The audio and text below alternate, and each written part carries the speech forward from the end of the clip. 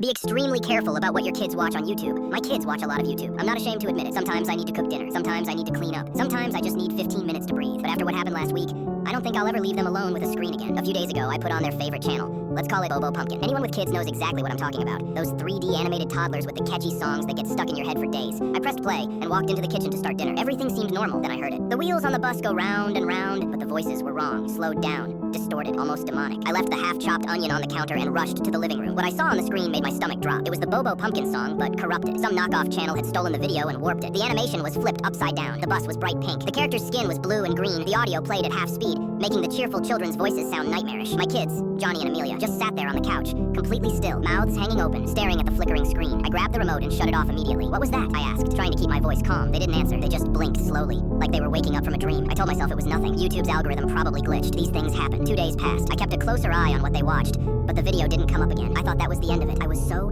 wrong. Tuesday night, after I finished making dinner, I called upstairs. "Johnny, Amelia, dinner's ready." Nothing. "Kids, come down right now." Silence. My heart started pounding. I ran upstairs. Johnny's room was empty. So was Amelia's. Then I heard it coming from my bedroom. The horn on the bus goes beep, beep, beep. That same distorted, slowed down audio. I burst through my door. Both kids were sitting on my bed, faces illuminated by the TV screen, watching that cursed video. Their eyes looked glassy, unfocused, like they were in a trance. "Didn't you hear me calling you?" I asked, my voice shaking. Amelia turned to me slowly. "Sorry, Mommy," she whispered. I grabbed the remote and turned it off. They both blinked, disoriented. That night, after they went to bed, I uninstalled YouTube from every TV in the house. They could watch Disney Plus, they could watch Netflix, but no more YouTube. Not until I figured out what was going on. I thought I'd solved the problem. Around midnight, I was taking a bath when I heard music, muffled, coming from my bedroom. I jumped out, wrapped a towel around myself, and ran to check. My phone was lying on the nightstand, screen glowing. YouTube was open, playing that video. "The daddy on the bus says I love you." The distorted voice echoed through my bedroom. I grabbed the phone and shut it off, hands trembling. Maybe the cat had knocked it. Maybe it was an accident. I was grasping for rational explanations. I turned my phone to airplane mode and went to sleep. I woke up at 3 a.m. Something felt wrong. I got up to check on the kids. Both their doors were wide open. Both beds were empty. "Johnny! Amelia!" I screamed, running through the house. No answer. Then I saw it. The basement door was cracked open. Blue light flickered on the walls of the stairwell. I ran down the stairs, my bare feet slapping against the cold wood. The wheels on the bus go round and round. There they were, sitting on the concrete basement floor in their pajamas,